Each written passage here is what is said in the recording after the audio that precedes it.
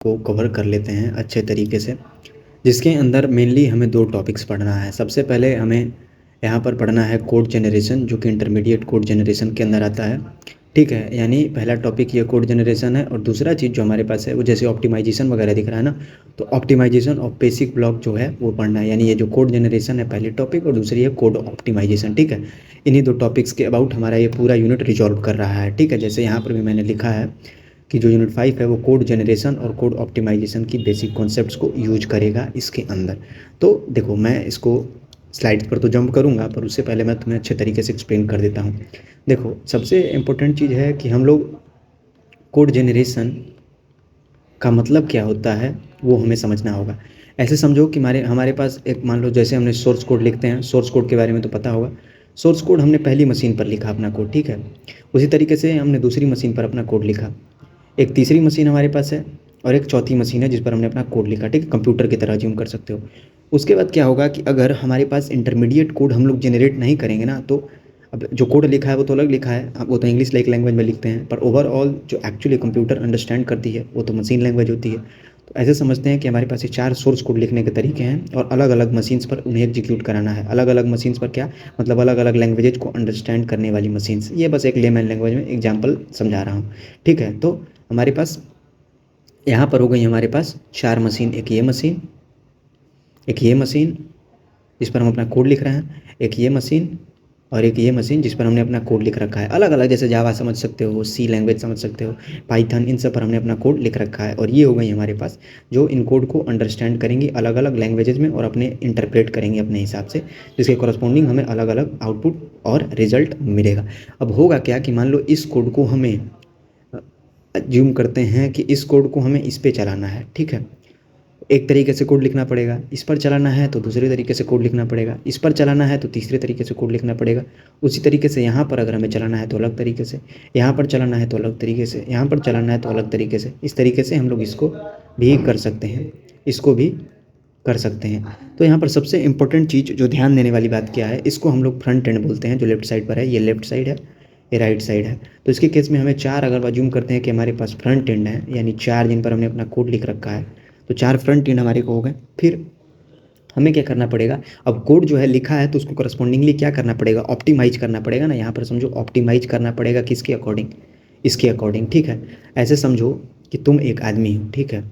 यहाँ पर तुम एक आदमी हो, तुम अपने नानी के घर गए, फिर मान लो किसी फ्रेंड के घर गए, तो नानी के घर जाने का तुम्हारा बिहेवियर जो होगा वो ऑप्टिमाइज होगा दूसरे तरीके से, और यहाँ पर जाने का बिहेवियर तुम्हारा ऑप्टिमाइज होगा दूसरे तरीके से। यानी तुम एक अकेले, तुम्हारा 2 तरीके का बिहेवियर और 2 लोगों का घर, ऐसे समझ सकते हो। उसको हम यहाँ पर समझाने की कोशिश कर रहे हैं, ठीक है। 4 फ्रंट एंड मतलब तुम। अब हमें क्या चाहिए, 3 हमारे पास क्या है जिन पर हमें कोड को दिखाना है। तो उसके लिए हमें क्या चाहिए, एक जो है ये एक है, ये एक, और ये हमारे पास 3 है। ये मैं समझा रहा हूँ, अगर समझ गया तो बहुत अच्छे तरीके से कोड जनरेशन और ऑप्टिमाइजेशन क्या होता है समझ में आ जाएगा।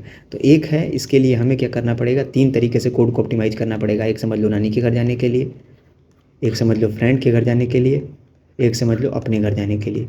अब ऐसे एक बच्चा थोड़ी है, यहाँ पर 4 बच्चे हैं। जैसे मान लेते हैं, इसको हम बोल देते हैं B1, B2, B3 और B4। तो इसके केस में क्या हो जाएगा, हमें इसको 4 से भी मल्टीप्लाई करना पड़ेगा। तो ये क्या हो गया, ऑप्टिमाइजर, जिसके कॉरस्पॉन्डिंग ये ऑप्टिमाइजर क्या करेंगे, जो कोड हमने लिख रखा है सोर्स कोड, उसको ऑप्टिमाइज करेंगे। और फिर 3 हमने क्या लिख रखा है कोड, यहाँ पर 4×3 कोड जनरेटर हमें लेना पड़ेगा। बताता हूँ क्या, ये जो 3 है ना, ये इनके लिए हमें क्या लेना पड़ेगा, जो 4 हमने मशीन्स ले रखी हैं उनके कॉरस्पॉन्डिंग हमें कोड जनरेट करने का लेना पड़ेगा। मतलब एक के लिए 3 है तो अलग अलग 4 मशीन्स के लिए। तुम सिंपल ऐसे समझो कि अगर हम लोग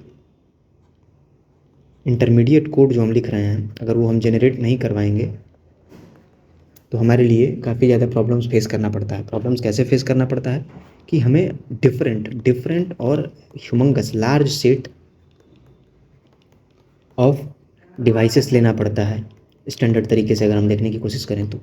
लेकिन अगर हमने क्या किया कि इंटरमीडिएट कोड जनरेटर लगा दिया, मतलब एक ऐसा कोड जनरेटर लगा दिया, तो ये समझ लो ऐसे जैसे हमारे पास 4 फ्रंट एंड है और इंटरमीडिएट कोड जनरेटर एक बस हमें यूज होगा और वो सारे मशीन्स को कैटर कर लेगा, ठीक है। तो इसके केस में ये 4 लगेंगे प्लस 1 लगेगा और यहाँ पर प्लस 3 लगेगा, ठीक है। कोड ऑप्टिमाइजर तो देखो यहाँ पर कितना लगा था, यहाँ पर हमारे पास टोटल 4 + 12 + 12 लगे थे, जबकि यहाँ पर हमारे पास कितने लगे हैं टोटल मशीन्स, या फिर बोल सकते हो एक तरीके से कितने, यहाँ पर 4 लड़के 3 घर, ये ऐसे समझ सकते हो, 8 यहाँ पर लगे हैं हमारे पास।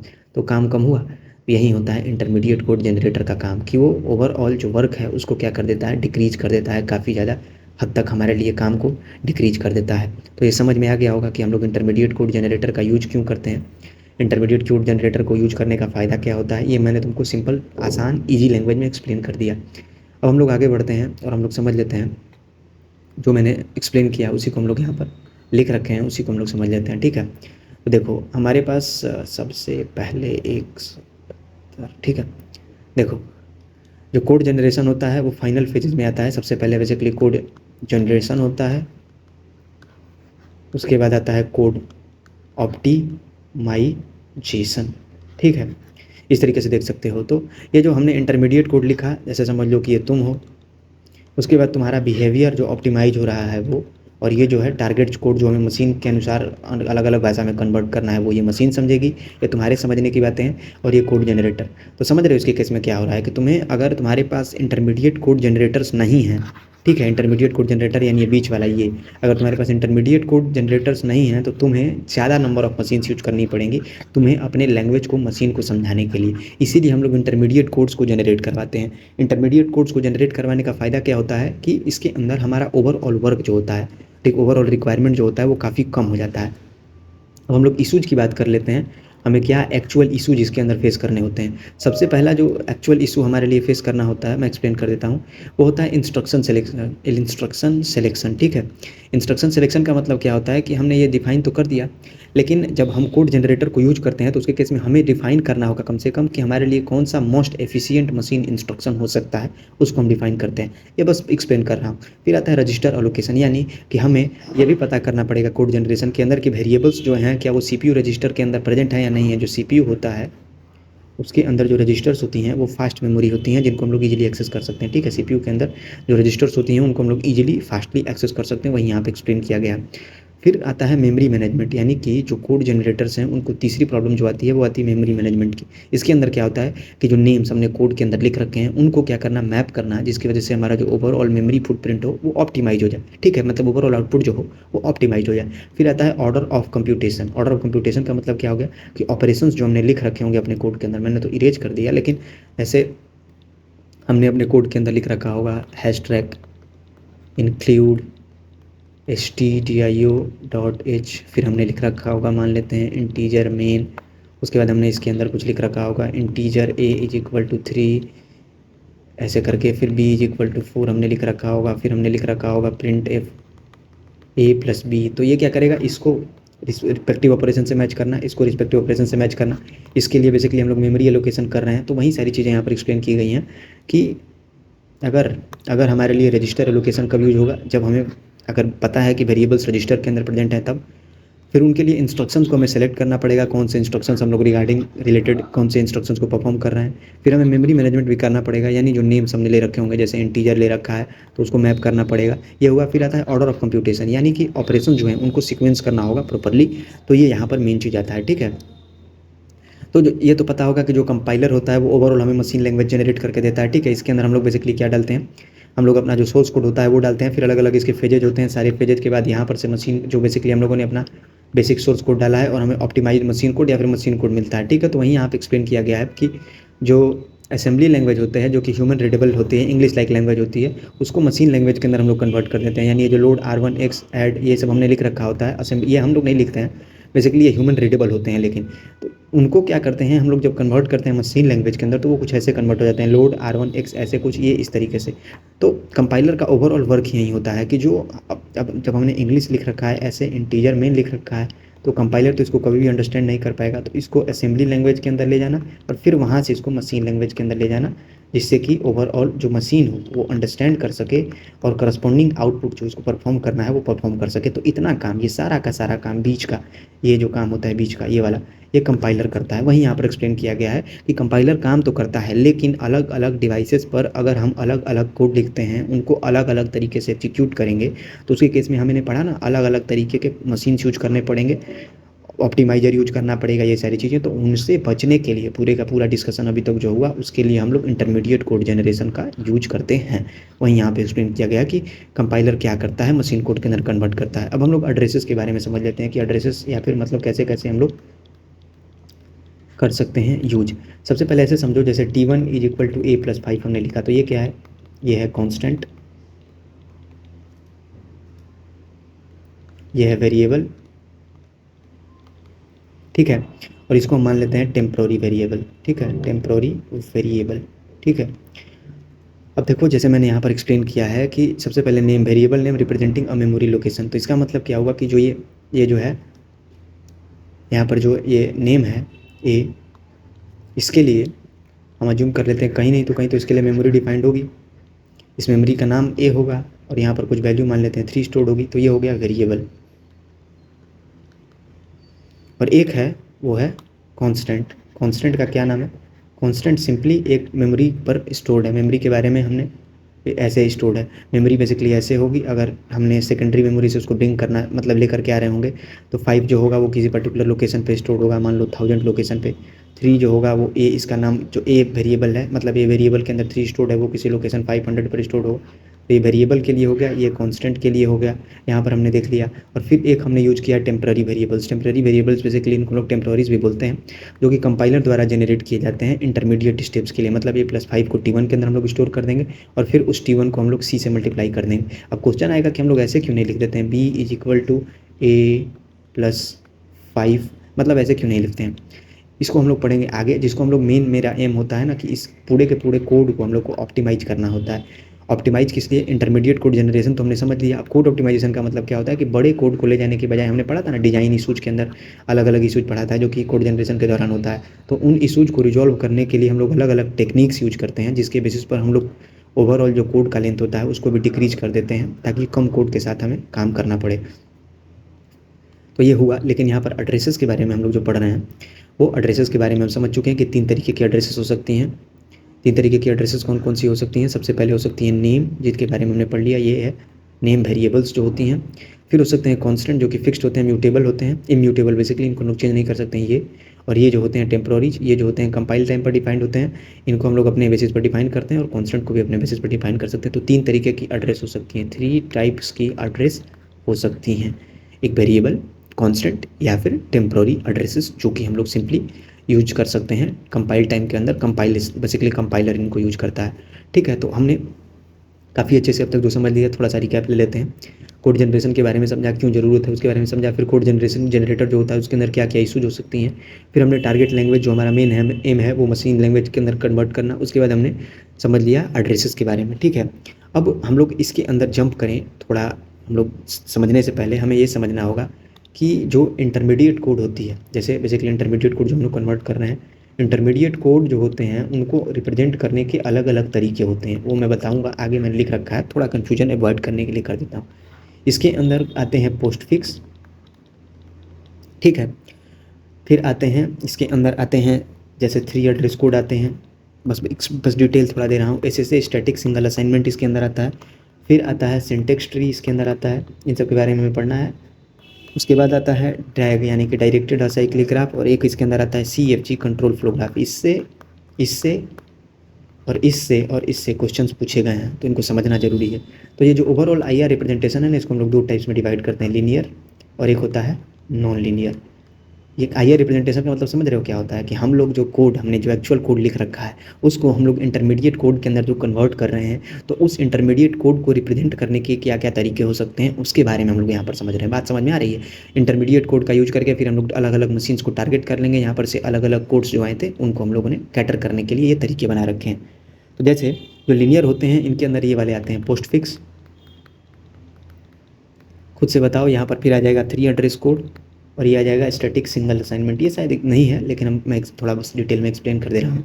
फिर आ जाता है नॉन लीनियर के अंदर आता है डैग जो कि डायरेक्टेड असाइक्लिक ग्राफ होता है, सिंटेक्स ट्री इसके अंदर आता है, ठीक है। तो ये इंपॉर्टेंट चीज़ है, ये थोड़ा याद रखने वाली चीज़ है। इसके बारे में पूछा जाए तो एक्सप्लेन कर सकते हैं कि लीनियर कौन कौन से होते हैं और नॉन लीनियर कौन कौन से होते हैं, इसके बारे में एक्सप्लेन कर सकते हैं हम लोग, ठीक है। तो ये हो गया इंटरमीडिएट कोड को रिप्रेजेंट करने का तरीका, जो कि हमारे सोर्स कोड को करस्पॉन्डिंग मशीन के करस्पॉन्डिंग कन्वर्ट कर देगा, जिसको हम लोग यूज कर सकते हैं। ठीक है, उसके बाद इंपॉर्टेंट चीज़ जो आती हैं वो होती हैं बेसिक ब्लॉक्स। ठीक है, जो ओवरऑल कोड जैसे हम लोग लिखते हैं ना, जैसे लिखते हैं हैश ट्रैक इंक्लूड stdio.h, उसके बाद हम लोग लिखते हैं इंटीजर मेन, उसके बाद हम लोग कुछ कुछ कोड लिखते हैं। तो बेसिक ब्लॉक्स क्या होती है ना, बेसिक ब्लॉक्स का सिंपल मतलब ये होता है कि एक पर्टिकुलर सेट ऑफ कोड को हम लोग ब्लॉक के अंदर रख सकते हैं या नहीं रख सकते हैं। तो यहाँ पर जो है वो एक बेसिक ब्लॉक के अंदर हम लोग इंक्लूड और इंटीजर मेन को रख सकते हैं। तो इसका बेसिक ब्लॉक का काम क्या होता है कि अब बेसिक ब्लॉक्स के बारे में हम लोग क्यों समझ रहे हैं मैं आगे बताऊंगा, पहले हम समझ लेते हैं बेसिक ब्लॉक क्या होते हैं। यहाँ से कंट्रोल फ्लो ग्राफ के अंदर इसका यूज होता है, यहाँ से कंट्रोल आएगा और यहाँ से कंट्रोल बाहर जाएगा। ठीक है, ऐसे समझो जैसे हमने लिखा कि if x is greater than 3 हमने लिख रखा है, फिर लिख रखा है गो टू L1 जैसे लिख रखा है, और L1 यहाँ पर है। तो इसका मतलब क्या होगा, देखो ऐसे हम लोग लिखेंगे बेसिक ब्लॉक के अंदर, if x is greater than 3 हमने लिख लिया यहाँ पर। इसका आगे यूज है, इसमें एग्जाम में क्वेश्चन भी आता है। उसके बाद सीधा हम लोग कहाँ चले जाएंगे, यहाँ पर तो कुछ रास्ते होंगे जाने के, लेकिन एक बेसिक ब्लॉक के थ्रू हम लोग कहाँ चले जाएंगे, L1 पर चले जाएंगे। L1 पर लिखा होगा कुछ कोड, जैसे लिख लेते हैं प्रिंट 3, तो ये लिखा जाएगा प्रिंट 3, ऐसे कुछ। तो ये एक बेसिक ब्लॉक है और ये है दूसरा बेसिक ब्लॉक। इसको मान लेते हैं बेसिक ब्लॉक 1, इसको मान लेते हैं 2 यहाँ पर होगा, 3 यहाँ पर होगा और 4th जो है वो यहाँ पर है। तो बेसिक ब्लॉक्स का ये सिंपल मीनिंग होता है। यहाँ पर वहीं लिख रखा है कि बेसिक ब्लॉक जो होते हैं वो sequence of statement that execute strictly sequentially, sequence में एग्जीक्यूट होते हैं। यहाँ से एंट्री होता है और यहाँ से हम लोगों का एग्जिट होता है, बीच में कोई भी एंट्री एग्जिट परफॉर्म नहीं कर सकते। ठीक है, no jumps, no branching out, midway, बीच में से हम लोग जंप नहीं कर सकते हैं। सिंगल एंट्री और सिंगल एग्जिट के बारे में यहाँ पर एक्सप्लेन किया गया है, इन सब चीज़ों के बारे में। ठीक है, ये हो गया। यहाँ पर इंपॉर्टेंट चीज़ क्या है, यहाँ पर जैसे हमने यूज किया है, जो हमने लिख रखा है, जैसे a is equal to b plus c, d is equal to a minus e, जो हमने लिख रखा है, इसको हम लोग क्यों समझ रहे हैं। देखो यहाँ पर हमने क्या किया कि a is equal to b plus c जो है, ये जो है ये सम की कैलकुलेशन कर रहा है। यहाँ पर d is equal to a minus e हो रहा है, यहाँ पर f is equal to d star 2 हो रहा है। इसको हम लोग 3 एड्रेस कोड बोलते हैं। ठीक है, मैं आगे बताऊंगा। तो यहाँ पर सबसे पहले क्या हो रहा है कि हम लोग यहाँ पर सम परफॉर्म कर रहे हैं, फिर वहाँ से a की वैल्यू को हम लोग यहाँ पर यूज कर रहे हैं, फिर d की वैल्यू को हम लोग यहाँ पर यूज कर रहे हैं। तो कंट्रोल फ्लो ग्राफ के बेसिस पर देखें तो ये एक बेसिक ब्लॉक बनेगा, क्योंकि कंट्रोल यहाँ से नीचे आएगा। फिर ये एक बेसिक ब्लॉक बनेगा, कंट्रोल यहाँ से नीचे आएगा। तो बस एक थोड़ा सा डिटेल दे रहा हूँ कि इस तरीके से हम लोग कंट्रोल फ्लो ग्राफ अगर बनाना चाहें तो अलग अलग ऑपरेशंस के लिए बना सकते हैं। ठीक है, तो यहाँ पर वहीं एक्सप्लेन किया गया है कि देखो बेसिक ब्लॉक 1 है, यहाँ से कंट्रोल जो है, यहाँ से कंट्रोल बेसिक ब्लॉक 2 पर जा रहा है, फिर बेसिक ब्लॉक 3 पर जा रहा है, फिर बेसिक ब्लॉक 3 से कंट्रोल वापस से बेसिक ब्लॉक 1 पे जा रहा है। ठीक है, तो जो नोट्स होती हैं वो बेसिक ब्लॉक को रिप्रेजेंट करती हैं, इनको हम लोग नोट्स बोलते हैं। और एजेज जो होती हैं वो फ्लो ऑफ कंट्रोल को रिप्रेजेंट करती हैं। ठीक है, यानी ये फ्लो ऑफ कंट्रोल, यहाँ से फ्लो ऑफ कंट्रोल मतलब B2 से हम लोग B3 पर भी जा सकते हैं, B2 से हम लोग B3 पर जाएँ और फिर B1 पर भी जा सकते हैं। एक्सप्लेन करेंगे इनको डिटेल में, इनके रिगार्डिंग जब क्वेश्चन करेंगे तो और अच्छे समझ में आएगा। सबसे ज़रूरी चीज़ समझने वाली बात ये है कि जो कंट्रोल होगा वो स्टार्ट और एंड पर ही चलेगा। कहने का मतलब क्या है कि देखो ना, यहाँ पर ये जो है कंट्रोल यहाँ से निकल रहा है और यहाँ पर क्या हो रहा है, अंदर आ रहा है। तो यहाँ से अंदर आएगा और यहाँ से बाहर जाएगा, बीच में से कुछ काम नहीं होगा। बेसिक ब्लॉक्स का मेन पर्पज यही होता है। ठीक है, तो अब सबसे इंपॉर्टेंट चीज़ क्या होता है कि हमने ये तो समझ लिया बेसिक ब्लॉक्स वगैरह के बारे में, थोड़े डिटेल में अच्छे से समझ लिया। अब हम लोग यहाँ पर वापस आते हैं, जो हमने मेन चीज़ कवर करना था उसके बारे में हम लोग समझ लेते हैं। बेसिक ब्लॉक्स के बारे में भी मैंने बेसिक आइडिया दे दिया है। ठीक है, अब थोड़ा सा हम लोग ये करते हैं। देखो इंटरमीडिएट कोड के बारे में मैंने जो एक्सप्लेन किया था उसको हम लोग थोड़े से डिटेल में समझ लेते हैं। इंटरमीडिएट कोड्स जो होते हैं उनके बारे में हमने पढ़ा ना, लीनियर होते हैं और नॉन लीनियर होते हैं। इंटरमीडिएट कोड्स को हम लोग समझ लेंगे, इंटरमीडिएट कोड्स क्यों ज़रूरी होते हैं ये तो मैंने चिल्ला चिल्ला के कई बार बता चुका हूँ। तो हम लोग यहाँ पर इसको समझ लेते हैं। ठीक है, इंटरमीडिएट कोड्स को हमने पढ़ा कि ये 2 तरीके के होते हैं, एक होते हैं लीनियर और एक होते हैं नॉन लीनियर। ठीक है, बेसिक जो रिक्वायरमेंट है वही मैं बताऊँगा। सबसे पहले आता है पोस्ट फिक्स, फिर आ जाता है इसके अंदर 3 एड्रेस कोड, ये पूछा जाता है, और फिर आ जाता है स्टैटिक सिंगल असाइनमेंट। उसमें से ये सबसे इंपॉर्टेंट है और ये सबसे इंपॉर्टेंट है। ठीक है, इसको मैं ऐसे कर लेता हूँ, ये और ये। फिर आते हैं नॉन लीनियर की तरफ। नॉन लीनियर के अंदर कौन कौन से आते हैं, नॉन लीनियर के अंदर आते हैं, क्या लिख रहा हूँ भाई, नॉन लीनियर के अंदर आते हैं सिंटेक्स ट्री, इसको हम लोग अब्स्ट्रैक्ट सिंटेक्स ट्री भी बोल सकते हैं, ठीक है। फिर आता है इसके अंदर DAG, ये भी काफ़ी इंपॉर्टेंट है, इससे भी क्वेश्चन आता है, ठीक है। ये हो गया टैग, ये इंपॉर्टेंट चीज़ें। अब हम लोग इनको बारी बारी से समझ लेते हैं, पोस्ट फिक्स वगैरह ये सब क्या होते हैं, ठीक है। देखो पोस्ट फिक्स क्या होते हैं, जैसे मान लो हम लोगों ने कोड अपना जो सोर्स कोड है उसको हम समझ लेते हैं कि सोर्स कोड को हम ऐसे लिखेंगे, हमें समझ में आए A*B प्लस A*B हमने लिख रखा है। ये पहली वाली जो मशीन मैंने बना रखी थी ना, पहले वाले 4 बना रखे थे, उसको हमने फिर इंटरमीडिएट कोड के अंदर यूज किया, फिर हम लोगों ने इसको अलग अलग, तो ये वाला काम अभी हमने किया, ये हमने लिख रखा है। ये जो मैंने इस कलर से किया था तो ये हमने लिख रखा है, ठीक है। और इसको मैं ये कलर दे देता हूँ, ठीक है। ये जो है ये क्या लिखेगी, ये ऐसे करेगी। देखो पोस्ट फिक्स का मतलब क्या हो जाएगा, सबसे पहले हम लोग पोस्ट फिक्स को समझ लेते हैं बेसिक लेवल पे। ये क्या करेगा, सबसे पहले इस तरफ से ऐसे चलता चला जाएगा, ठीक है। अब A*B जो लिखा हुआ है ना, इसमें क्या करेगा कि इसको और इसको एक जैसे लिख लेगा ऐसे, और इनके बीच का जो ऑपरेंड होगा उसको यहाँ पर लगा देगा, मतलब ऑपरेटर जो होगा, और इसको एक सिंगल एंटिटी की तरह ट्रीट करेगा। फिर आगे बढ़ेगा, और आगे बढ़ने से पहले क्या करेगा, इसको दूसरा ट्रीट कर लेगा, ठीक है। इसको पहला मानेगा, फिर इसको दूसरा, फिर इसको ओवरऑल तीसरा मानेगा। तो यहाँ पर से फिर से A, B और स्टार कर लेगा, और बीच में प्लस है, तो ये क्या हो गया, ये हमारा दूसरा हो गया, ये पहला हो गया, ये दूसरा, इनके बीच में प्लस है। अब क्या करेगा, पहला दूसरा और प्लस कर देगा। इसका मतलब क्या हो जाएगा, A, B स्टार, फिर से A, B स्टार। अब क्या होगा, ये एक सिंगल होगा, और हमने यहाँ पर क्या लिख रखा है, x इज इक्वल टू, समझ रहे हो बात को। अब क्या करेगा, ये पहला हो गया, ये दूसरा हो गया, और ये हो गया तीसरा। मैं दिखाऊंगा अभी नंबरिंग करके अच्छे तरीके से, बस एक्सप्लेन कर रहा हूँ। तो ये हो जाएगा A, B स्टार, और उसके बाद क्या हो जाएगा, यहाँ पर हम लोगों ने डाला था प्लस, यहाँ पर प्लस में डालना भूल गया था, फिर हम लोग यहाँ पर डाल देंगे x, और यहाँ पर डाल देंगे इक्वल टू। देखो एक बार फिर से करूँगा तो और अच्छे से समझ में आ जाएगा। ये जो हम लिख रहे हैं येलो कलर से, ये किसके लिए लिख रहे हैं, इंटरमीडिएट कोड लिख रहे हैं, ठीक है। ये हमारे को किसका लिखना है, ये दिया गया है A*B प्लस A*B। इसको तुम पहला मानो क्योंकि ये पहले सॉल्व होगा, इसको तुम दूसरा मानो, ये दूसरे नंबर पे सॉल्व होगा, फिर ये काम तीसरे नंबर पे होगा, प्लस ऐड करेंगे, फिर ये जो मतलब ऐड असाइन करने वाला वैल्यू वाला काम होगा चौथे नंबर पे हो जाएगा पूरे का पूरा, ठीक है। तो अब देखो A*B को तुम लिखोगे तो इसको कैसे लिखोगे, पोस्ट, मतलब जो ऑपरेटर है वो पोस्ट में चला जाएगा, तो ये पहला हो गया। दूसरा क्या है, A*B है, वो भी क्या लिखा जाएगा, A, B स्टार। अब इसको क्या करो ना, मैं थोड़ा और अच्छे से इसको एक्सप्लेन करता हूँ। इसको एक डब्बे के अंदर बंद कर लो, ठीक है। ये दोनों एक एक डब्बे के अंदर बंद हो गए, ठीक है। अब हमारे पास बचा क्या, ऐसे कुछ बचा 1+2, समझ में आ रही है बात। यहाँ पर से हम लोग लिख सकते हैं ना 1 प्लस, और यहाँ पर लिख सकते हैं 2, ये थोड़ा इरेज कर देता हूँ, +2, यहाँ पर x इज इक्वल टू। तो अब 1+2 को हम लोग क्या लिखेंगे, ऐसे लिखेंगे 1, 2 और प्लस यहाँ पर आ जाएगा।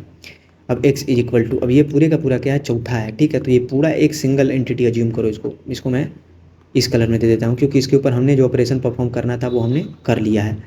तो अब क्या होगा, अब फाइनल स्टेप में जो होगा वो हो जाएगा ऐसे कुछ, x 1, 2 प्लस इक्वल टू, अब इसको लिख दो A, B star plus equal to, ये हो गया तुम्हारा पोस्ट फिक्स। तो ये क्या हो गया, ये इंटरमीडिएट कोड हो गया, ठीक है। तो ये अलग अलग मशीन्स पे जाएगा अंडरस्टैंड होने के लिए, हमारे टाइम को सेव करने के लिए। तो पोस्ट फिक्स को हमने कर लिया कंप्लीट, पोस्ट फिक्स हो गया कंप्लीट। ये पूछता है, इसको हमने कंप्लीट कर लिया। फिर आता है हमारे पास 3 एड्रेस कोड। 3 एड्रेस कोड के अंदर कुछ इंपॉर्टेंट चीज़ें भी पूछी जाती हैं, वो मैं एक्सप्लेन कर दूंगा। ये सारी चीज़ें मैं एक्सप्लेन कर लाया हूँ, आगे PDF में और अच्छे तरीके से समझ में आ जाएगा। देखो 3 एड्रेस कोड का मतलब क्या होता है कि हम लोग जो भी स्टेटमेंट लिखेंगे उसके अंदर ज़्यादा से ज़्यादा हम लोग 3 एड्रेसेस यूज कर सकते हैं। जैसे देखो इसी के लिए हम लोग करेंगे x is equal to A*B plus A*B हमने लिख रखा है। हम लोग क्या करेंगे, हमने पढ़ा ना 3 तरीके के एड्रेस, ये क्या है, वेरिएबल्स हैं ये सब। तो हम लोग एक टेम्प्रोरी यूज़ करेंगे A*B। अब देखो इसके अंदर कौन कौन सी एड्रेसेस हमने यूज किए हैं, सारे वेरिएबल, पहला ये, दूसरा ये, तीसरा ये, 3 एड्रेसेस हमने यूज किए हैं ज़्यादा से ज़्यादा, ठीक है। हम एक और डिफाइन कर लेंगे, T2 is equal to A*B हमने डिफाइन कर लिया। इसके अंदर भी 3 एड्रेसेस हमने यूज किए हैं, पहला ये, इसको मैं ऐसे एक्सप्लेन करता हूँ, ज़्यादा अच्छे समझ में आएगा, इरेज हो जाएगा लेकिन ये पहला ये, और उसके बाद दूसरा ये, फिर तीसरा ये, 3 हो गए इसके अंदर। इसके अंदर 3 से कौन है, ये और ये 3 हो गए। अब हमें क्या करना है, अब हमें करना है इन दोनों को ऐड करना है। जैसे 1+2 हमने किया था ना, तो इसके अंदर हम क्या लिखेंगे, T3 is equal to T1 plus T2, ठीक है। T3 is equal to T1 plus T2, ठीक है। अब T3 के अंदर जो वैल्यू स्टोर हो जाएगी वो हो गई। अब हम लोग क्या कर लेंगे, x इक्वल टू T3 लिख देंगे। तो यहाँ पर हमने क्या किया, 2 एड्रेस यूज किया, 3 से कम यूज करना है, 3 तक पहुँच सकते हैं। यहाँ पर 3 एड्रेस हमने यूज किया, यहाँ पर हमने 3 एड्रेस यूज किया, यहाँ पर हमने 3 एड्रेस यूज किया। तो ये होता है 3 एड्रेस कोड। बेसिक इसका पर्पज ये है, ठीक है। तो ये समझ में आ गया। और अगर इसको हम लोग और अच्छे तरीके से लिखना चाहें तो जो सवाल उठ सकता है कि T1 is equal to A star B, जो हमने लिख रखा है उसी को डाल दो T2 के अंदर, T1 प्लस T1, क्योंकि दोनों चीज़ें सेम हैं, और फिर x को डाल दो T1 के अंदर। तो ये भी सही है और ये भी सही है। इसके अंदर हमने 3 एड्रेस यूज किए हैं, इसके अंदर हमने 2 एड्रेस यूज किए हैं क्योंकि T1 सेम है, इसके अंदर हमने 2 एड्रेस यूज किए हैं। तो 3 एड्रेस कोड की जो ओवरऑल समरी बताऊँ तो इसके अंदर हम लोग ऐसे लिखेंगे, 3 एड्रेस एक स्टेटमेंट के अंदर हम लोग यूज करेंगे, less than equal to 3 statement, ठीक है। अब जो 3 एड्रेस कोड होता है उसके अंदर पूछे जाते हैं 3 चीज़ें। मैं थोड़ा सा इसको अच्छे से समझा देता हूँ। इसके अंदर पूछे जाते हैं, समझ लेते हैं हम लोग, ऐसे थोड़ा कर लेता हूँ। इसके अंदर क्या पूछे जाते हैं, इसके अंदर पूछे जाते हैं क्वाड्रपल्स, ट्रिपल्स। ये पूरा यूनिट कंप्लीट होते जा रहा है, लास्ट में दिखाऊंगा ना तो काफ़ी अच्छे तरीके से कंप्लीट हो जाएंगी ये सब चीज़ें। इनडायरेक्ट ट्रिपल्स, देखो सबसे पहले अगर हम लोग ट्रिपल्स की बात करें तो जो बेसिक क्या होता है ना कि जैसे हमने यूज किया, तो अब इनडायरेक्ट जो हमने यहाँ पर कोड्स लिख रखे हैं, जैसे यहाँ पर ये हमने लिख रखा है, तो अब जैसे सिंबल टेबल मेंटेन होता था, तो इंटरमीडिएट कोड के अंदर भी हम लोग इन वेरिएबल्स को स्टोर करने के लिए कुछ डेवलप करेंगे जहाँ पर हम इनको स्टोर कर पाएंगे। सिंबल टेबल के बारे में यूनिट 4 के अंदर अभी हमने कंप्लीट किया कुछ देर पहले, मतलब पिछली एक वीडियो में, तो आप देख सकते हो उसको। तो ये जो तरीके हैं ना, ये क्या करते हैं, अलग अलग वेरिएबल्स को स्टोर करने के लिए यूज़ किए जाते हैं। जैसे एक अगर हम लोग बात करें तो हमारे पास एक तरीका क्या है कि जैसे हम लिख सकते हैं एड्रेस, फिर हमने लिख लिया ऑपरेशन, उसके बाद हमने क्या लिख लिया, यहाँ पर हमने लिख लिया आर्ग्यूमेंट 1 और यहाँ पर हमने लिख लिया आर्ग्यूमेंट 2। अब एड्रेस का मतलब क्या हो जाएगा, ऐसे समझो कि एक 0 हमने दे दिया यहाँ पर हमने लिख लिया स्टार। अगर BC जैसे हमें लिखना है, B स्टार C, मतलब मैं एक मान लेता हूँ, ऐसे कर लेता हूँ। तो हमें सबसे पहले दिया गया है T1 is equal to B star C, temporary variable, 3 address code है ये। 3 एड्रेस कोड मिलाते चलना हमेशा है या नहीं। ये भी 3 एड्रेस कोड है, इसके अंदर हमने 2 एड्रेसेस यूज किए हैं, इसको बोल दिया B स्टार C। फिर हम लोग लिख लेते हैं T4 is equal to D/3, इसके अंदर भी हमने 3 एड्रेसेस यूज किए हैं। फिर हम लोग लिख लेते हैं T5 is equal to T2 minus T4, ठीक है। तो ये हमने लिख लिया। तो अब एक तरीका हमारे पास ट्रिपल्स के अंदर रिप्रेजेंट करने का तरीका है। तो ट्रिपल्स के अंदर बेसिकली बेसिक रिप्रेजेंट करने का तरीका क्या है कि देखो हम लोग सबसे पहले क्या करेंगे, इसको नाम दे देते हैं 1, इसको बोल देते हैं 2, इसको बोल देते हैं 3, इसको बोल देते हैं 4, इसको बोल देते हैं 5। जो 3 एड्रेस कोड हमने लिख रखे होते हैं उन्हीं के अंदर इनके बारे में पढ़ते हैं, क्वाड्रपल्स, ट्रिपल्स और इनडायरेक्ट ट्रिपल्स के बारे में। तो जो हमने यहाँ पर लिखा, तो सबसे पहले हम क्या करेंगे, मान लेते हैं एड्रेस 0 पर हमने ऑपरेशन स्टार परफॉर्म किया, आर्गुमेंट D और C हमारे पास है, ठीक है। उस तरीके से हम लोग मान लेते हैं एड्रेस 1 पर क्या स्टोर्ड है, प्लस हमने किया, यहाँ पर A स्टोर्ड है, यहाँ पर T1 स्टोर्ड है, ठीक है। तो T1 स्टोर करने के बजाय देखो अब यहाँ पर होता क्या है, क्या करता है इंटरमीडिएट कोड के अंदर, ये T1 स्टोर नहीं करेगा। ये क्या स्टोर करेगा जानते हो, ये इसको स्टोर करेगा, क्योंकि सॉरी ये इसको स्टोर करेगा क्योंकि ये जो T1 है ना, यही यहाँ पर यूज में आ रहा है ना। तो हम लोग क्या करेंगे कि जो एड्रेस 0 पर जो वैल्यू स्टोर्ड है, तुम ऐसे समझो, मैं बताता हूँ, मेमोरी लोकेशन ऐसे समझो है मेमोरी हमारे पास, ठीक है। अब क्या होगा, जो T1 है वो B स्टार C को परफॉर्म कर रहा है। तो T1 जो है वो मान लेते हैं मेमोरी लोकेशन हमने 0 बोला है, इसके लिए 0 एड्रेस पर स्टोर्ड है, एड्रेस हमने बोल रखा है। तो ये जो 0 एड्रेस है, सिंपली हम क्या करेंगे, इसको यहाँ पर यूज कर लेंगे। तो ये एक तरीका हो गया, ये ट्रिपल्स का तरीका होता है, ठीक है। तो इस तरीके से हम लोग इसको लिख सकते हैं, ठीक है, सिंपल तरीके से हम लोग इसको, ये हो गया ट्रिपल्स का तरीका। मतलब हम लोग जो भी ऑपरेशंस लिखते जाएंगे, जैसे एड्रेस 1 पर हमने प्लस किया, अब और हम लोग देख लेते हैं। फिर मान लेते हैं एड्रेस 2 पर हमने जब किया, तो यहाँ पर A और 0 किया, हम लोग T3 के अंदर A और बेसिकली B और C को यूज कर रहे हैं, तो यहाँ पर B लिख लेंगे, सॉरी ऑपरेशन के अंदर हम लोग स्टार लिख लेंगे, यहाँ पर B और यहाँ पर C लिख लेंगे हम लोग, ठीक है। फिर हम लोग एड्रेस 3 मान लेते हैं, ये जो है इनको बस लिखते चले जाओ, इसके लिए हम लोग लिख रहे हैं। तो इसके अंदर हमने ऑपरेशन क्या परफॉर्म किया है, ये डिवाइड परफॉर्म किया है, D और T3 के लिए हमने क्या यूज किया है, 2, तो हम लोग यहाँ पर 2 को लिख देंगे, ऐसे लिखते हैं एड्रेस को रिप्रेजेंट करने के लिए। तो ये हो गया ट्रिपल के अंदर डायरेक्ट ट्रिपल बोल सकते हो, या फिर ट्रिपल्स का सिंपल तरीका।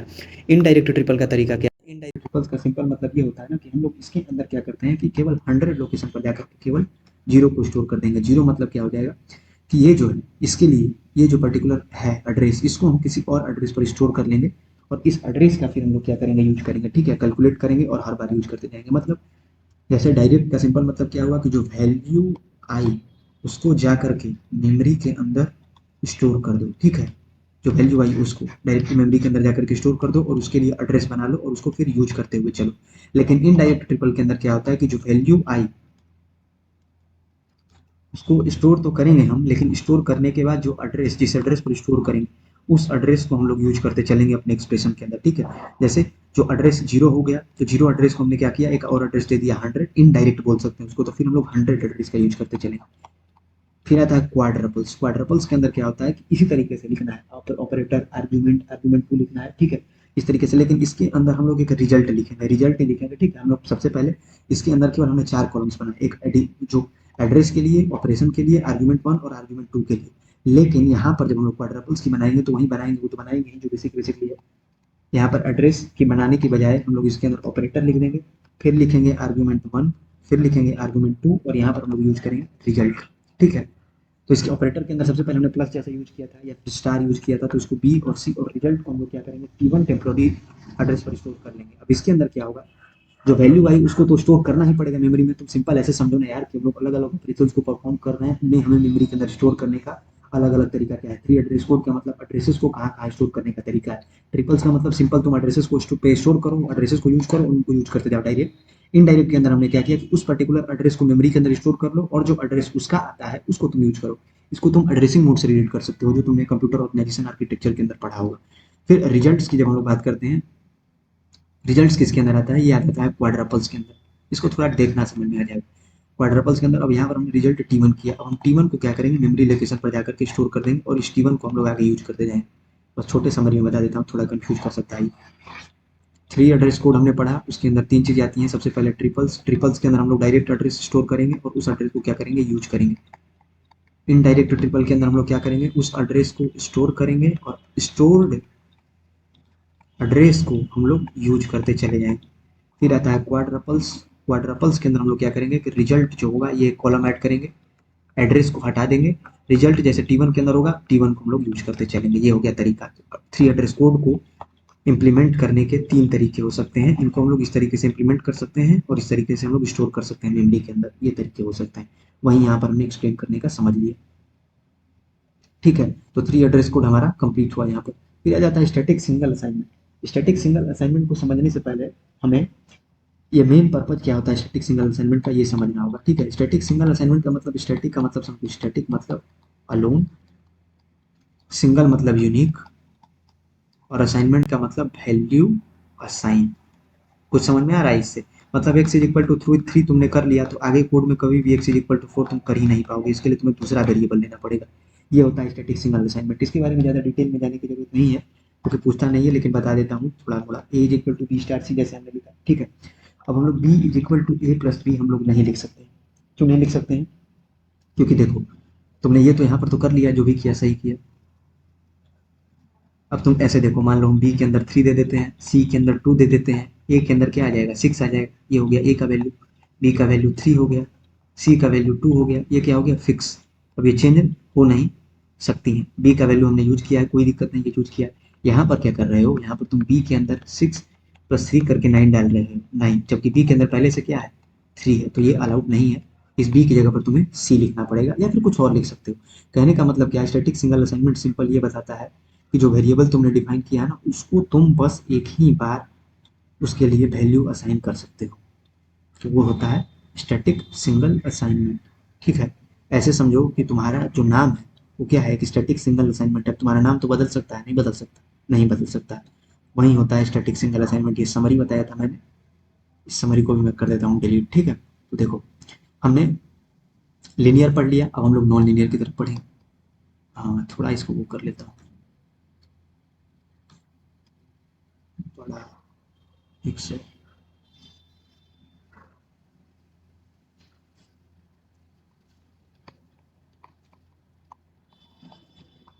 नॉन लिनियर इंटरमीडिएट कोड, देखना पूरी यूनिट यहाँ से कंप्लीट हो जाएगी थोड़ी देर में। इसके अंदर हम लोग पढ़ते हैं डैग यानी कि डायरेक्टेड असाइक्लिक ग्राफ, और दूसरा होता है सिंटेक्स ट्री, जिसके बारे में कुछ हम लोग अब्स्ट्रैक्ट सिंटेक्स ट्री या सिंटेक्स ट्री भी बोल सकते हैं, ठीक है। तो जैसे अब हमने एक ही एक्सप्रेशन नहीं यूज करना है, a x is equal to A star b जो हमने लिख रखा था प्लस ए स्टार बी, इसके लिए हमने अभी तक प्रीफिक्स पढ़ा, थ्री एड्रेस कोड पढ़ा, थ्री बार बार रिवाइज करा रहा हूँ। इसके अंदर हमने इनडायरेक्ट ट्रिपल के बारे में पढ़ा, ट्रिपल के बारे में पढ़ा और क्वाड्रपल के बारे में हमने पढ़ा। पढ़ा कि नहीं पढ़ा? पढ़ा भाई, ये हुआ। उसके बाद हमने इसके लिए स्टैटिक सिंगल असाइनमेंट भी समझा। अब हम लोग इसके लिए समझेंगे ये डायरेक्टेड और साइक्लिक ग्राफ बनाना। सबसे पहले एब्स्ट्रैक्ट सिंटेक्स ट्री को समझेंगे हम लोग। देखो एब्स्ट्रैक्ट सिंटेक्स ट्री क्या बोलती है कि तुम ना पहले इनको नंबरिंग करो, ये काम पहले होगा, ये काम दूसरा होगा। कैसे? मल्टीप्लिकेशन तुम इस साइड से करते चले जाओगे ना, तो ऐसे ही करते जाओ, फिर ये पूरा एडिशन का काम होगा। यहाँ पर ऐसे लिख भी सकते हो तीसरा, यहाँ पर मल्टीप्लिकेशन कर रहे हैं, यहाँ पर मल्टीप्लिकेशन, फिर ये पूरा बाहर का काम चौथे नंबर पे होगा, चौथा। ठीक है, तो सबसे पहले क्या करो, ए लिखो, स्टार लिखो और बी लिखो। मल्टीप्लिकेशन तुमने करा लिया, ये पहला काम हो गया, ऐसे लिख भी सकते हो। यहाँ पर तुमने दूसरा काम किया, मल्टीप्लिकेशन किया। अब क्या करो, इसको इसके साथ ऐड कर लो। ये समझ में आ रहा है कैसे हम कर रहे हैं ना? ये पूरा काम पहला है, इसको मैं अलग कलर से कर लेता हूँ। ये पूरा काम पहला है, ठीक है। ये पूरा काम दूसरा है। अब पहले और दूसरे को क्या करना है, ऐड करना है। ये तीसरा काम, ये एडिशन वाला जो काम है, इनको ऐड करना, ये तीसरा काम है। फिर अब चौथा काम क्या है? चौथा काम है हमारे लिए इसको इक्वल टू असाइन करना। बात समझ में आ रही है? तो हमने ऐड कर लिया, अब हम इसको क्या करेंगे, सिंपल हम लोग ऐसे लिख लेंगे, इक्वल टू एक्स, ऐसे करके। अब तुम इसको इंटरप्रेट कैसे करोगे? ऐसे बस पढ़ते हुए चले जाओ, ऐसे x इज इक्वल टू, यहाँ पर हम लिखेंगे 1+2। उसके बाद हम लोग 1 की जगह पर क्या लिखेंगे, a star b plus a star b, ऐसे हम लोग लिख सकते हैं। तो ये हो गया स्टैटिक सिंगल असाइनमेंट। इसमें हम लोग क्वेश्चंस करेंगे तो और अच्छे तरीके से समझ में आ जाएगा। ठीक है, ये हो गया। इसके अंदर हम लोगों ने इक्वल टू यूज किया और हमने स्टैटिक सिंगल असाइनमेंट बोल रहा हूँ, सॉरी। अब फैट सिंटेक्स ट्री के बारे में हमने पढ़ा, ये हो गया इसका सिंटेक्स ट्री बनाने का तरीका। अब हम लोग डायरेक्टेड और साइक्लिक ग्राफ के बारे में पढ़ लेते हैं। मैं सारे का सारा का पूरा समरी बताऊंगा, जो कि डायरेक्टेड और साइक्लिक ग्राफ समझा देगा अच्छे तरीके से। देखो इसके अंदर हमने क्या किया ना, कोई भी डायरेक्शन नहीं दिया कि ये ऐसे मल्टीप्लाई हो रहा है, ऐसे किसके अंदर जा रहा है। लेकिन इसके अंदर सिंपल हम लोग ये समझ रहे हैं, स्टार के अंदर बी थोड़ी चला जाएगा, कभी नहीं चला जाएगा। तो वो तो समझ में आ रहा होगा अच्छे तरीके से।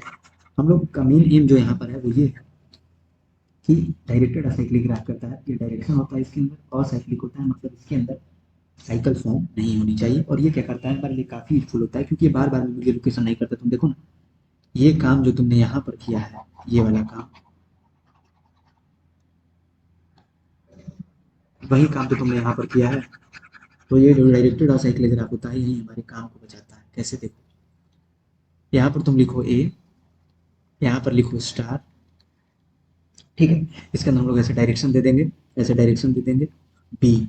अब इसी को दोबारा से यूज करना है। तुम ऐसे समझो कि ये 1 है, एक बना लो ऐसे अपने लिए अलग से, एक और ए हो गया, ये बी हो गया, ठीक है, डायरेक्शन। अब क्या करना है कि इसको इसके साथ ऐड करना है, लेकिन ये बिना इसका यूज किए ये हमारे पास अवेलेबल नहीं है।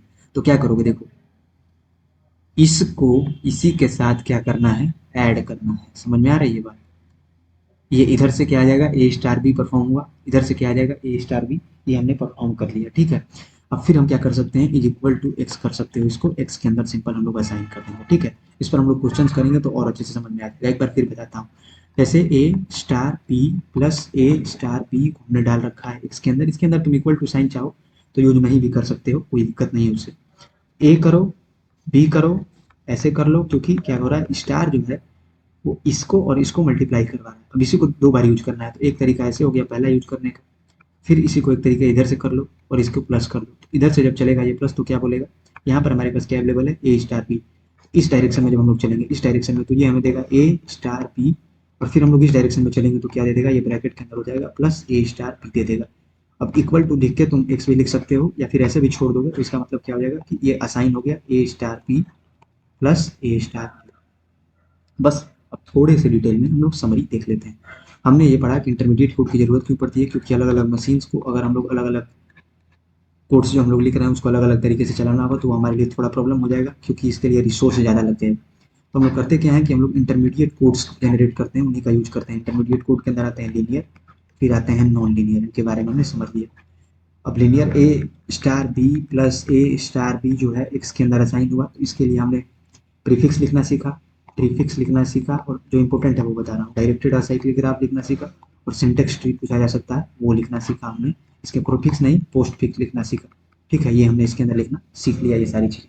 अब देखो ये सारी चीज़ें मैंने एक्सप्लेन की, अब हम लोग पेज बाय पेज आगे बढ़ते हुए चले जाएंगे और इसके कुछ क्वेश्चंस कराऊंगा तो और अच्छी तरीके से समझ में आ जाएगा। फ्लो ग्राफ मैंने बता दिया, ठीक है। अब देखो फ्लो, ये सब हम समझ गए। अब हमारे लिए क्या इंपॉर्टेंट है कि इंटरमीडिएट कोड जनरेशन हमने कंप्लीट कर लिया। अब हमारा जो मेन एम है वो कोड ऑप्टिमाइजेशन पर है, ठीक है। कोड ऑप्टिमाइजेशन क्यों? कोड ऑप्टिमाइजेशन का सिंपल मतलब ये होता है कि इसकी वजह से हमारा टाइम बच जाता है, साथ के साथ मेमोरी कम लगती है और हमारे लिए रिडंडेंसी यानी डुप्लीकेसी हट जाती है। देखो ना डायरेक्ट डेटा साइक्लिक ग्राफ ने क्या किया था, कहाँ है कहाँ है कहाँ है, ये रही डायरेक्ट डेटा साइक्लिक ग्राफ। इसने क्या किया, हमारा पूरे का पूरा काम को काफ़ी आसान कर दिया, इसको हमने यूज ही नहीं किया। तो ये हमारे लिए रिडंडेंसी हटा रही है, टाइम बचा रही है और स्टोरेज को सेव कर रही है। ये होता है ऑप्टिमाइजेशन, ऑप्टिमाइज हम लोग कर रहे हैं। ऑप्टिमाइजेशन का सिंपल मतलब ये होता है कि हमें कम समय में ज़्यादा काम करना होता है, ठीक है। तो हमने सबसे पहले इंटरमीडिएट कोड्स को कैसे लिखते हैं वो समझ लिया कि मशीन के अंदर, मशीन जो हमने इंग्लिश लाइक लैंग्वेज के अंदर कोड लिख दिया, फिर इंटरमीडिएट कोड के अंदर हमने उसे इंटरमीडिएट कोड के अंदर कन्वर्ट कर दिया। इंटरमीडिएट कोड किस तरीके से लिखे जाते हैं वो भी हमने समझ लिया, ठीक है। अब एक्चुअल चीज़ हमारा जो मेन एम होता है वो हमें अब यहाँ पर समझना होगा कोड ऑप्टिमाइजेशन के बारे में। तो कोड ऑप्टिमाइजेशन के बारे में हम लोगों को समझना होगा, उससे पहले थोड़ा सा मैं इसको इरेज कर लेता हूँ और जगह बना लेता हूँ। लास्ट में इसकी पूरी यूनिट की एक और बार, दो तीन बार समझ दूंगा तो दिमाग में छप जाएगा ये पूरे तरीके से, ठीक है। इसको सॉरी डिलीट करेंगे तो ये पूरा डिलीट हो जाएगा। 178 178, ठीक है। इसको डिलीट कर लेते हैं, ठीक है। अब कोड ऑप्टिमाइजेशन की मैं तुमको अच्छे से एक्सप्लेन कर देता हूँ। देखो कोड ऑप्टिमाइजेशन हम लोग करते क्यों है? कोड ऑप्टिमाइजेशन करने के पीछे मेन रीजन ये होता है ना कि हम लोगों ने जो कोड लिख रखा है, हम लोगों ने तो मैनुअल कोड लिख रखा है।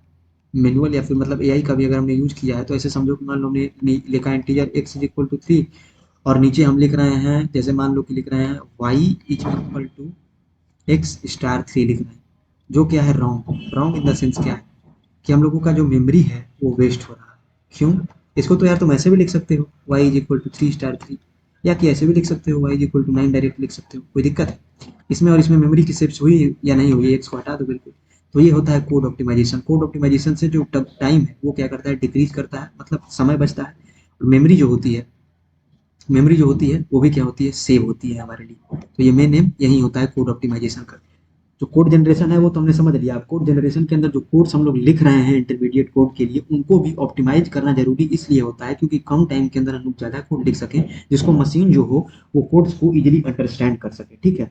तो जो बेसिक टेक्निक्स हैं वो हमने यहाँ पर लिख रखी है कि कौन कौन से टेक्निक्स होते हैं, उनको हम लोग पहले पढ़ेंगे। पहले हम लोग समझ लेते हैं कौन कौन से टेक्निक्स बेसिक हैं जो कि यूज की जाती हैं कोड ऑप्टिमाइजेशन के लिए। कोड ऑप्टिमाइजेशन को तुम ऐसे समझो ना कि तुम्हें कुछ पता है रास्ते जिसके थ्रू तुम अपने इफिशियंसी को इंक्रीज कर सकते हो, ठीक है। तो टेक्निक बहुत सारे हैं, जैसे एक होती है फोल्डिंग टेक्निक, हम लोग यूज करते हैं। फोल्डिंग टेक्निक क्या होती है मैं बताता हूँ। देखो इसके अंदर आती है कांस्टेंट फोल्डिंग। कांस्टेंट फोल्डिंग क्या होती है? कांस्टेंट फोल्डिंग का जो मेन एम होता है, ये पूछा भी जाता है, कांस्टेंट फोल्डिंग का जो मेन एम होता है ना, जैसे तुम ऐसे समझो, तुम ऐसे लिख रहे हो x is equal to 2 star 3 plus y लिख रहे हो। इस 2 स्टार 3 की जगह पर तुम क्या लिख सकते हो, जो भी मैंने बताया ना 6 प्लस वाई तुम लिख सकते हो। तो ये हो गया कांस्टेंट फोल्डिंग, यानी तुम स्टोरेज को क्या कर रहे हो, सेव कर रहे हो, ठीक है। ये सबसे इंपॉर्टेंट चीज सामने आ गया, ये होती है कांस्टेंट फोल्डिंग। फिर आता है हमारे पास कॉपी प्रोपेगेशन। कॉपी प्रोपेगेशन जो कि ऑप्टिमाइजेशन की टेक्निक्स है, ये सब मतलब कोड के ओवरऑल लेंथ को बार बार रिपीट कर रहा हूँ, लेंथ को डिक्रीज करने के लिए, ताकि मेमोरी सेव कर सकें, टाइम सेव कर सकें, ये सारी चीजें इसके अंदर आती हैं। जैसे तुम x इज इक्वल टू 2 लिख रहे हो, y is equal to x star 3 लिख रहे हो, ये यार लिखने की कोई जरूरत नहीं है भाई, ऐसे लिख लो यार y is equal to 2 star 3। तो ये क्या हो गया, देखो यहाँ पर तुम्हारे पास क्या है, तुमने क्या किया है यहाँ पर कांस्टेंट डिफाइन किया है, तो इसको हम लोग बोलेंगे कांस्टेंट प्रोपेगेशन, ठीक है। प्रोपेगेशन का मतलब आगे उसको हम लोग यूज कर रहे हैं, आगे यूज कर रहे हैं तो डायरेक्ट कांस्टेंट को यूज करो ना, क्यों तुम उसके लिए अलग से वेरिएबल डिफाइन कर रहे हो और उसको यूज कर रहे हो। ये होता है कांस्टेंट प्रोपेगेशन। फिर आ जाता है वेरिएबल प्रोपेगेशन। इसके अंदर वेरिएबल प्रोपेगेशन भी आता है, ये पूछ सकता है इसके लिए बता रहा हूँ। इसके अंदर क्या होता है कि मान लो तुमने x is equal to b लिखा है और आगे तुम लिख रहे हो y is equal to x star a. ये सब कोडिंग की टेक्निक्स है जो रियल लाइफ के अंदर भी काफी यूजफुल होती है। तो ये बिल्कुल सही तरीका नहीं है ना, तुम ऐसे लिख लो यार, क्योंकि तुम यहाँ पर बी के लिए भी मेमोरी डिफाइन कर रहे हो, एक्स के लिए भी डिफाइन कर रहे हो, उससे लाख गुना अच्छा है कि तुम डायरेक्ट ऐसे लिख लो। तो ये हो गया कॉपी प्रोपेगेशन, ठीक है। बस इसके बारे में हम लोग समझते चलेंगे। फिर हमारे पास आ जाता है अलजेब्राइक सिंप्लीफिकेशन, जो कि आगे मैंने एक्सप्लेन किया है, बस उसको यहाँ पर एक्सप्लेन कर देता हूँ। ये सब सिंप्लीफिकेशन या फिर जो भी सारी टेक्निक्स हैं, मैं बार बार रिपीट कर रहा हूँ, ऑप्टिमाइजेशन की टेक्निक है, जिसके बेसिस पर जो हमने इंटरमीडिएट कोड जनरेट किया है उसको हम लोग कम लाइन के अंदर लिख लें, एफिशिएंसी इंक्रीज करने और कम से कम एमबी का वेस्टेज। जैसे हमने लिखा y is equal to x plus a, फिर हमने लिखा z is equal to y minus a, फिर हमने लिखा w is equal to z star b हमने लिखा, ठीक है। तो तुम इतना लिख रहे हो, जो उससे बढ़िया तुम क्या लिख सकते हो? उससे बढ़िया तुम ये लिख सकते हो, देखो क्या लिख सकते हो। तुम ऐसे लिखो, ऐसे चलते जाओ, ऐसा जब कुछ आए ना तो ऐसे लिखते चलते हुए चलते हैं। डब्लू, यहाँ पर डब्लू लिखा है is equal to z star B. उसके बाद हमने जेड की जगह पर क्या लिखा है, हमने वाई माइनस ए। ये जब तुम ऊपर से नीचे से ऊपर चलते जाओगे, बॉटम ऑफ जो हमने यूनिट 2 के अंदर पढ़ा था उस तरीके से, यहाँ पर वाई माइनस ए स्टार बी हमने लिख रखा है। ठीक है, तो हमने यहाँ पर वाई माइनस ए स्टार बी एक बार वापस से लिख लिया। अब वाई की जगह पर तुम क्या डालो, एक्स प्लस ए माइनस ए स्टार बी तुम करो। ठीक है, अब देखो यहाँ से क्या आएगा। तुमने एक ब्रैकेट के अंदर लिखा एक्स प्लस ए माइनस ए, तुम लिख सकते हो स्टार बी, तो ये इससे कट जाएगा, तो तुम्हारे पास क्या आ रहा है, एक्स स्टार बी। मतलब बताओ, तुमने ये जो डब्लू इतना सब बड़ा लिख सक ये सब कर रखा है, इसके लिए जेड के लिए ये डिफाइन कर रखा है, ये डिफाइन कर रखा है, उससे बढ़िया तुम क्या लिख दो, एक्स स्टार बी लिख दो, सिंपल।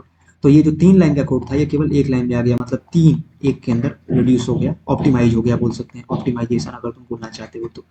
तो ये एक टेक्निक हो गया। ठीक है, फिर स्ट्रेंथ रिडक्शन के बारे में भी पूछा जाता है, ये कंपाइल टाइम के अंदर भी यूज किया जाता है। इसके अंदर क्या होता है ना, जैसे तुमको मैं सिंपल एक्सप्लेनेशन देता हूँ, तुमने अगर ऐसे लिखा ना वाई स्टार वाई, तो इसका जानते हो क्या प्रॉब्लम होता है? वाई स्टार वाई लिखने की बजाय हम लोग ऐसे लिख लेते हैं, और अच्छे तरीके से समझ में आ जाएगा, इसको हम ऐसे समझ लेते हैं। मैं ऐसे अगर लिखूँ वाई स्टार टू, इसको हम ऐसे भी तो लिख सकते हैं वाई प्लस वाई। तुम बोलोगे क्यों ऐसे कर रहे हो? जो मल्टीप्लीकेशन होता है ना वो कॉस्टली होता है। मल्टीप्लाई करने में ऐसे समझो कि सिर, सिर लिखना चाह रहा हूँ, सिर ज़्यादा खपाई करनी पड़ती है, सिर की खपाई ज़्यादा करनी पड़ती है। उससे लाभ होना बढ़िया है कि तुम एडिशन यूज कर लो, क्योंकि एडिशन जो होता है वो सिंपल होता है। ठीक है, एडिशन जो होता है वो सिंपली परफॉर्म हो जाता है, जबकि ओवरऑल जो ये हम लोगों को परफॉर्म करना होता है मल्टीप्लिकेशन, वो थोड़ा टाइम कंज्यूमिंग होता है। ठीक है, तो जैसे तुमने लेफ्ट शिफ्ट और राइट शिफ्ट के बारे में भी पढ़ रखा होगा, जैसे x is equal to y star three लिखा हुआ है ना, तो ये इसके लिए जैसे स्टार लिखा हुआ है, या फिर जैसे वाई स्टार टू हमने लिख रखा है, तो इसके हम क्या करेंगे, x is equal to y plus y, तो हमने एक तरीका लिखना सीख लिया, ये ऑप्टिमाइजेशन हो गया। या फिर तुम ऐसे भी लिख सकते हो, x is equal to y, और ऐसे ऐसे करके, जिसको कि हम लोग बेसिकली लेफ्ट शिफ्ट और राइट शिफ्ट कॉरस्पॉन्डिंगली बोलते हैं। ठीक है, तो ये लेफ्ट शिफ्ट है। तो इसका मतलब क्या हो जाएगा, जो यहाँ पर है ना उसको तुम सिंपली ऐसे कर दोगे, y is equal to y into two का पावर वन, ये यहाँ पर चला जाता है। और अगर ऐसे दिया हुआ है तो वन लिखा हुआ है, तो इसका मतलब वाई डिवाइडेड बाई टू का पावर वन हो जाता है। मैं तुमको ये बताना चाह रहा हूँ, तो अगर मान लो जैसे अभी तो बनी बना हुआ जैसे घर है, तो बनी बनाई बाउंड्री मिल जाती है। ठीक है, तो बनी बनाई बाउंड्री जो होती हैं मिलती हैं, वो मिलती तो हैं, बट वो क्या होती हैं, काफ़ी ज़्यादा महंगी होती हैं। ठीक है, काफ़ी ज़्यादा महंगी होती है, जैसे समझ लो कि बनी बनाई बाउंड्री जैसे हैं, जो कि तुम्हारे घर के लिए यूज की जा सकती हैं, तो वो काफ़ी महंगी होती हैं। तो तुम क्या करोगे भाई, इतनी महंगी चीज़ों से बढ़िया है कि मैं खुद की अपनी बाउंड्री बना लूंगा सिंपल तरीके से। ये इसमें मेरा घर बनाना नहीं है, तो सिंपल मैं क्या करूँगा, छोटा सा बस वायर की फेंसिंग करा दूंगा। तो ये क्या हो गया, ऑप्टिमाइजेशन हो गया, तुमने अपना दिमाग चलाया, दिमाग चलाना होता है। ऑप्टिमाइजेशन का सिंपल मतलब होता है दिमाग को चलाना। ठीक है, उसी चीज़ को हम कर रहे हैं। फिर आता है dead code elimination. Dead code elimination को हम लोग यहाँ पर लिख लेते हैं, ये सब लिखते चले जाना या फिर समझते चले जाना, उतना टफ नहीं है। डेड कोड एलिमिनेशन के अंदर क्या आता है, डेड कोड एलिमिनेशन के अंदर आता है, जैसे समझो x is equal to A star b हमने लिखा, फिर हमने लिखा y is equal to a plus c हमने लिखा, जेड इज इक्वल टू हमने लिखा वाई स्टार सी लिख दिया। तुम्हें कुछ दिख रहा है यहाँ पर, क्या दिख रहा है, ये एक्स तुमने डिफाइन काहे का किया यार, इसका तो कुछ यूज ही नहीं है, ये डेड है, डेड, काम खत्म है इसका, इसका यूज ही हम लोग नहीं कर रहे हैं। तो डेड कोड एलिमिनेशन का मतलब क्या हुआ, डेड कोड को ऐसे याद करो कि मरे हुए मुर्दे को क्यों फिर वापस से उखाड़ रहे हो, ये होता है डेड कोड एलिमिनेशन। ठीक है, कॉमन सब एक्सप्रेशन एलिमिनेशन भी पूछा जा सकता है, जैसे x is equal to A star B तुमने लिखा, फिर तुमने W is equal to A star B लिख दिया, तो क्यों काहे का इतना मेमोरी बर्बाद कर रहे हो, इसको उड़ाओ ना, इसी को केवल यूज करो, इसको बोलते हैं कॉमन सब एक्सप्रेशन एलिमिनेशन। ये होता है कॉमन सब एक्सप्रेशन एलिमिनेशन। ये सब ऑप्टिमाइजेशन के तरीके हैं, टेक्निक है जो हम लोग यूज करते हैं। ठीक है, फिर कुछ लूप लूप ऑप्टिमाइजेशन के भी टेक्निक होते हैं, ये हमने अलजेब्राइक मेथड समझ ली। अब लूप ऑप्टिमाइजेशन के कुछ टेक्निक हम लोग समझ लेते हैं, इसको बस समझते चले जाओ, एक दो बार समझोगे अच्छे से समझ में आ जाएगा, ये थोड़ा लग सकता है लेकिन सिंपल है। एक जो होता है वो होता है कोड मोशन। कोड मोशन को मैं एक्सप्लेन ऐसे करूंगा, जैसे समझो कि कोड मोशन जब हम लोग बोलते हैं, तो तुम अगर ऐसे समझो कि हमने लिख रखा है for i is equal to 10 i is less than n i plus plus, जैसे हमने लिखा, इसके अंदर y is equal to y star 10 हम कर रहे हैं। ठीक है, और एक हमने लिख रखा है x is equal to 10 star a. तो तुम क्या कर सकते हो, इसको तुम बाहर निकाल लो। ठीक है, बाहर क्यों निकाल लो, क्योंकि x is equal to 10 star है, तो एक ही बार होना है ना, दोबारा तुम करोगे भी, मान लो जैसे हम आई की वैल्यू 10 ले लेते हैं, तो वाई की वैल्यू यहाँ पर 10 लिखने के बजाय आई लिख देते हैं, तो ये तो वाई तो काम करेगा, आई पे डिपेंडेंट है, ये आई पे नहीं डिपेंडेंट है यार। ये तुम जितनी बार भी एग्जीक्यूट करोगे 10 इंटू यही होगा, 10 इंटू यही होगा, ए की वैल्यू तुम 3 मान लो, हर बार 30 होता जाएगा। उससे बढ़िया तुम इसको बाहर निकाल लो, बाहर निकाल के तुम क्या लिखोगे, ऐसे लिख लो, x is equal to 10 star a, और ए को भी हटा दो, जो वेरिएबल प्रोपेगेशन और के बारे में हमने पढ़ा था वो यहाँ पर आता है उसके बारे में। तो यहाँ पर 10 स्टार क्या कर दो, 3 कर दो तुम, ठीक है। 10 स्टार 3 हो गया, ठीक है, ये हो गया बाहर, इसको लिख लो। फिर अब फॉर वाला लिख लो, यानी लूप के बाहर तुमने इसको मूव कर लिया।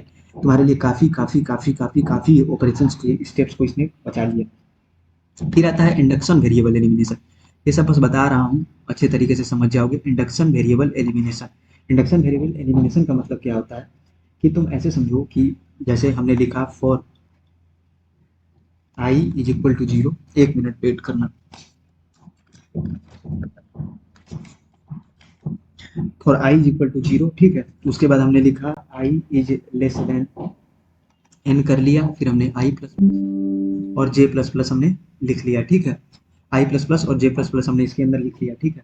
अब यहाँ पर हम लिख रहे हैं एक्स स्टार आई। भाई ये एक बार में समझ में नहीं आएगा, बस थोड़ा इसको समझते चले जाओ, समझते चले जाओ, एक बार देखोगे बिल्कुल क्लियर हो जाएगा, धीरे धीरे धीरे धीरे क्लियर होते जाएगा, ठीक है। अब इसके अंदर देखो क्या हो रहा है, इसके अंदर हम लोग कर रहे हैं x equal to x plus i कर रहे हैं, और y is equal to y star j कर रहे हैं, ठीक है। यहाँ पर हमने आई प्लस प्लस और जे प्लस प्लस लिख रखा है।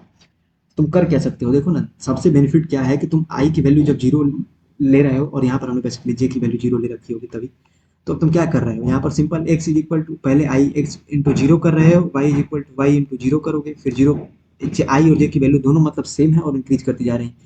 तो इंडक्शन वेरिएबल क्या है, मतलब जे जो है वो बिना मतलब का, कुछ इसका काम नहीं है। तुम इसको ऐसे करो, देखो ये जो पूरे का पूरा कोड है, इसको मैं एज इट इज कॉपी कर लेता हूँ, कॉपी, और नीचे पेस्ट कर लेता हूँ। देखो क्या होता है इंडक्शन वेरिएबल एलिमिनेशन, ये काफी अच्छे से समझ में आ जाएगा। देखो इसको, इस जे को,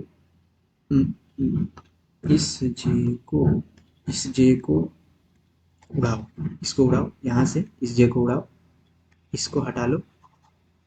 देखना इंडक्शन वेरिएबल एलिमिनेशन क्या होता है, इस तरीके से समझ आएगा। इसको हटाओ और यहाँ पर आई लिख दो, काम खत्म हो गया। यही होता है सिंपल।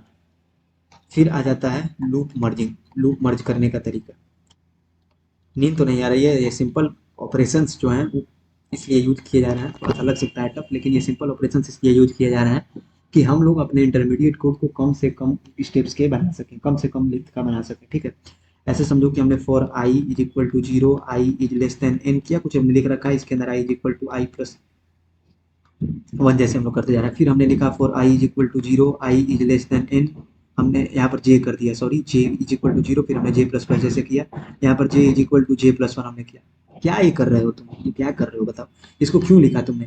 इसी के अंदर तुम जे को डाल दो ना, जे प्लस आई, काम खत्म होता चला जाएगा। बल्कि i is equal to i plus 1 ही कर दो, या j is equal to j plus i कर दो। कहने का सिंपल मतलब ये होता है, लूप मर्ज का मतलब क्या होता है कि दो लूप्स हैं जो कि सेम काम कर रहे हैं, तो उन दोनों लूप्स को मर्ज कर दो, यही तो हुआ लूप मर्ज का मतलब, ठीक है। मैं समरी भी थोड़ा एक्सप्लेन कर दूंगा। फिर आ जाता है, एक होता है लास्ट, जो कि ये भी पूछ सकता है, एक होता है लूप अनरोलिंग। लूप अनरोलिंग का मेन काम क्या होता है, ऐसे समझो कि जैसे मान लो हमने लिखा for i is equal to 0, i is less than 4 in, i plus plus हमने किया, और फिर हमने लिखा प्रिंट एफ ए के टी यू, ठीक है। तो इससे लाग होना बढ़िया है, जानते हो तुम क्या करो, देखो कम समय के अंदर ज्यादा काम करने का तरीका, क्योंकि प्रिंट करने में समय कम लगता है। आई इज लेस देन एन करो, आई प्लस प्लस करो, और यहाँ पर तुम लिख दो प्रिंट एफ ए के टी यू, फिर से लिखो प्रिंट एफ ए के टी यू, फिर से लिखो प्रिंट एफ ए के टी यू। मैं बता रहा हूँ ऐसा हम लोग क्यों कर रहे हैं। प्रिंट एफ ए के टी यू एक बार के लिए क्या करेगा, 4 बार प्रिंट करेगा, तो वही हुआ कि मतलब एन टाइम्स के लिए क्या प्रिंट करेगा, 4 बार, तो 4 एन होगा। हम लोग ऐसा क्यों कर रहे हैं, देखो ना, इसके अंदर क्या होगा कि तुम्हें बहुत बार इस लूप के अंदर जाना पड़ेगा। अगर एन की वैल्यू तुम 3 लोगे तो इसके अंदर तुम 12 बार लूप के अंदर जाओगे, जबकि इसके अंदर तुम केवल 3 बार लूप जाओगे और 12 बार ही प्रिंट करवाओगे यहाँ पर भी, और 12 बार यहाँ पर ही प्रिंट करवा पाओगे। समझ रहे हो कितना बेनिफिट है। तो ये होते हैं अलग अलग ऑप्टिमाइजेशन के तरीके, को देख लेना वापस से, अच्छे तरीके से समझ में आ जाएगा। तो इंटरमीडिएट कोड जनरेशन के बारे में मैंने एक्सप्लेन कर दिया कि इसको हम लोग किस तरीके से रिप्रेजेंट करने के हमारे पास क्या क्या तरीके हो सकते हैं। फिर हमने ऑप्टिमाइजेशन टेक्निक्स क्यों पढ़ा, ये भी समझ में आ गया कि जो हमारा इंटरमीडिएट कोड होता है उसको हम लोग ऑप्टिमाइज करने के अलग अलग तरीके, चाहे वो अलजेब्राइक सिंप्लीफिकेशन हो, कॉमन सब एक्सप्रेशन एलिमिनेशन, इन सारे टेक्निक्स को हमने समझ लिया। तो यहाँ पर ये यूनिट हो जाती है लगभग लगभग कंप्लीट। मैं दिखा देता हूँ थोड़ा सा पढ़ा करके, कुछ बच गया होगा तो मैं एक्सप्लेन कर दूंगा। 178, ठीक है, इसको कर लिया। अब देखो यहाँ पर हमने ऊपर जाना पड़ेगा थोड़ा सा, इसको देखो, ये डेड कोड एलिमिनेशन हमने पढ़ लिया, कॉमन सब एक्सप्रेशन एलिमिनेशन हमने पढ़ लिया, ऑप्टिमाइजेशन ऑफ बेसिक्स ब्लॉक हो गया, डेड कोड एलिमिनेशन पढ़ लिया, कॉपी प्रोपेगेशन भी हमने समझ लिया, math and computation tuning, constant folding के बारे में भी हमने पढ़ लिया, स्ट्रेंथ रिडक्शन के बारे में भी हमने पढ़ लिया। फिर आ जाता है मशीन डिपेंडेंट ऑप्टिमाइजेशन, जो कि मशीन पे डिपेंड नहीं करती है, ठीक है, जिनको कि हम लोग लूप ऑप्टिमाइजेशन भी बोल सकते हैं। तो उसके अंदर आता है कांस्टेंट फोल्डिंग हमने पढ़ लिया, डेड कोड एलिमिनेशन, सब एक्सप्रेशन एलिमिनेशन, और हमने कॉपी प्रोपगेशन इसके अंदर पढ़ लिया। मतलब ये क्या होते हैं, मशीन्स पे डिपेंड नहीं करते हैं, ठीक है। इनको तुम किसी भी मशीन के अंदर लगा सकते हो, तुम्हें जो आउटपुट मिलेगा वो मशीन के इंडिपेंडेंट होगा। उसके बाद हमने पढ़ा लूप कोड मोशन के बारे में पढ़ा, लूप अनरोलिंग के बारे में पढ़ा, और लूप जैमिंग, जिसको कि हम लोग बेसिकली बोल सकते हैं लूप मर्जिंग टेक्निक, ठीक है। तो यहाँ पर दो लूप्स हैं, मैं तुमको जैसे एक्सप्लेन कर देता हूँ, एक ये लूप, एक ये लूप, इनको हमने मर्ज करके एक सिंगल लूप बना लिया। लूप अनरोलिंग का मतलब क्या हुआ, लूप अनरोलिंग के बारे में मैंने तुम्हें एक्सप्लेन किया था कि जो बड़ा लूप होता है ना, उसको एक बहुत बड़ा लूप है, उसको तुम छोटे लूप से काम चला लो, जब काम चल जाएगा तब।